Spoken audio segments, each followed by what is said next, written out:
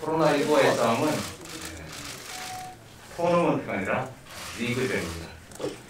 지난 11일 세계보건기구가 팬데믹을 선언했고 대한감염학회 등 감염병 전문가들 그리고 해외 전문가들까지 6월 모아서 이제는 코로나19 사태에 장기화를 대비해야 한다고 조언합니다.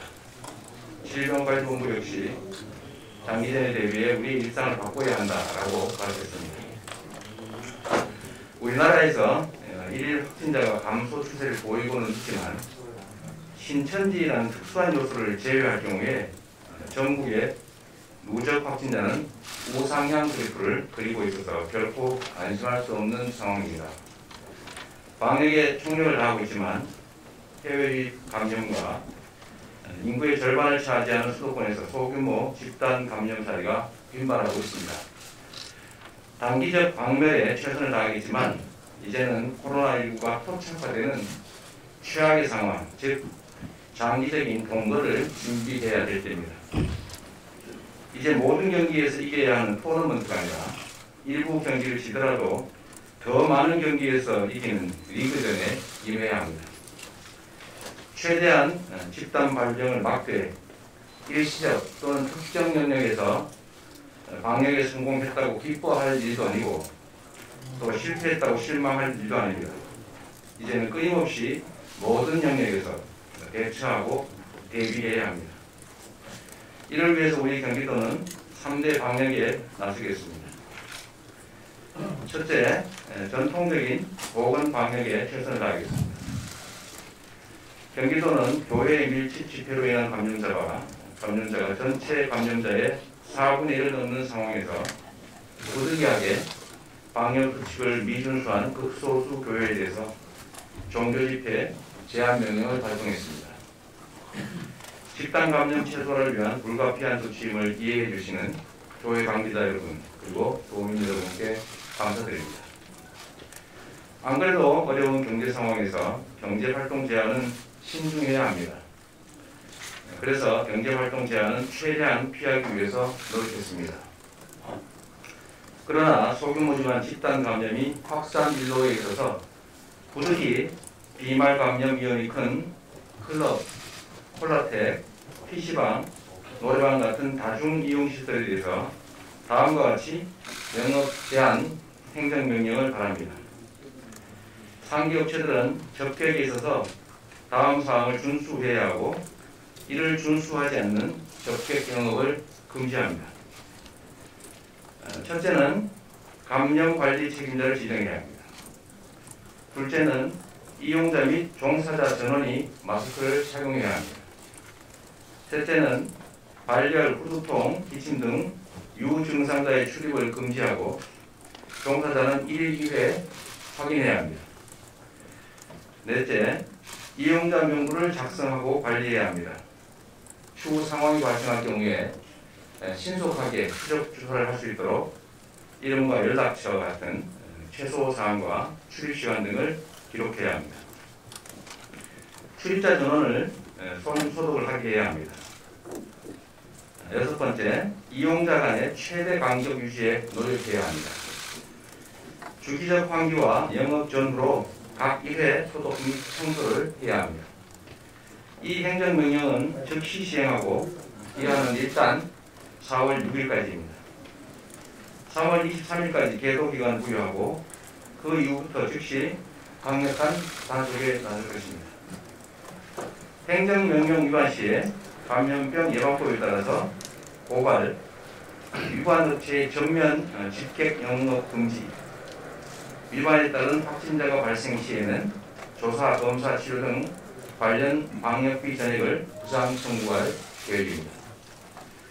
코로나19 사태가 장기화될수록 우리의 삶은 더 제한될 수밖에 없습니다.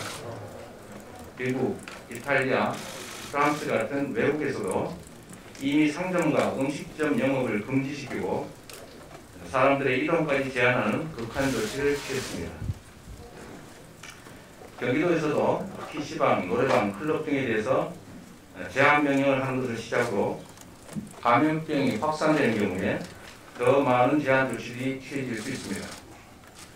도민의 삶을 제한하는 조치를 해야 하는 상황에 이른 점에 대해서 경기도 방역 책임자로서 큰 책임을 느끼며 깊이 사과드립니다. 그러나 도민의 생명과 안전을 지키는 것이 제1 의무인 도지사로서 비난을 감수하고서라도 그 의무를 이행할 수밖에 없다는 점을 양해해 주시길 부탁드립니다. 둘째, 경제 방역에도 집중하겠습니다. 코로나19가 장기화되면서 경제가 미증유의 위기를 맞고 있습니다. 보건 방역에 대해서 이제는 무너져가는 경제를 함께 살필 때입니다. 위기 지원, 금융 지원, 대출 연장, 공적 일자리 제공, 중소기업과 자영업 지원 등 가용 가능한 모든 정책을 신속하게 시행하겠습니다. 그리고 여기에 덧붙여 국민 1인당 재난기본소득을 다시 한번 중앙정부와 정치권에 요청합니다. 전례 없는 비상시기에는 전례 없는 비상대책이 필요합니다. 지금까지 해왔던 정책의 확장으로는 효과적 대처가 불가능합니다. 노벨 경제학상 수상자 폴 크루그먼 등 세계적인 경제 석학들이 감세 같은 간접 정책보다 현금 지급 같은 직접 지원 정책을 촉구하고 있고, 홍콩에서는 18세 이상 영주권자 700만 명 모두에게 약 155만 원씩을 지급하기로 했습니다. 미국은 보도에서 나온 것처럼 1인당 1000불의 현금을 지급하는 정책을 시행하고 있습니다. 이 모두가 경제적 재난에 대비하는 일시적 기본소득이라고 할 수 있습니다. 경제가 멈춰가는 지금 미국, 홍콩 등의 현금 지급 정책, 즉 재난기본소득은 가난한 자들을 골라서 혜택을 주는 복지 정책이 아니라 불가피한 생계활동으로 생기는 감염 위험을 줄이는 방역 정책이기도 하고, 죽어가는 경제를 살리고 순환시키는 응급수요 같은 경제 정책입니다. 사용기한이 정해진 지역화폐나 바우처로 지급해서 자영업자와 중소상공인의 숨통을 틔워주고 지역경제를 살려야 합니다. 1인당 100만 원의 재난기본소득 지급을 거듭 제안합니다. 투자금이 남아도는 저성장 시대, 일자리와 소비 그리고 가처분 소득이 상대적으로 줄어드는 4차 산업혁명 시대에 지속적 경제 성장을 위해서 피할 수 없는 경제 정책인 기본소득에 대해서 오해와 편견을 불식하고 국민적 이해를 돕기 위해서 시기, 방법, 장소, 상대를 가리지 않고 기본소득 끝장 토론을 공개 제안합니다. 셋째, 심리방역을 시작하겠습니다. 코로나19를 단기간에 박멸을 할 수 있다는 낙관이 아니라 코로나19의 토착화와 원치 않는 동요를 대비하겠습니다. 장기 박멸의 자신감과 박멸을 위한 노력도 중요하지만 주기적으로 공존해야 하는 최악 상황도 염두에 두어야 합니다. 전 인구의 40 내지 70%가 감염을 피할 수 없을 것이라는 예측도 많습니다. 그러나 최악 상황을 맞게 하더라도 지피지기면 백전백승이듯이 상대를 알고 대응하면 얼마든지 이겨낼 수 있습니다.